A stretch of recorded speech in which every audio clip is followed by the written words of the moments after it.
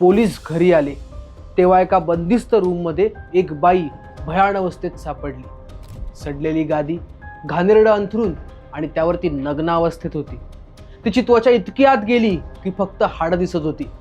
आजूबाजूला सडलेलं मांस, सडलेल्या भाज्या, बुरशी लागलेले ब्रेडचे तुकडे आणि सगळीकडे तिची विष्ठा पडलेली होती.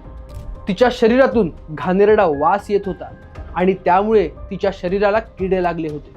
ती बोलायचा प्रयत्न करत होती पण तोंडातून एक शब्द निघत नव्हता. त्या खोलीतली हवा इतकी घाणेरडी आणि घुसमटणारी होती की कोणीच एक सेकंद सुद्धा तिथे थांबू शकत नव्हता. आता हे जे वर्णन केलं ते ऐकूनच मन हादरेल, पण ती बाई अंधाऱ्या खोलीत हे 25 वर्ष भोगत होती.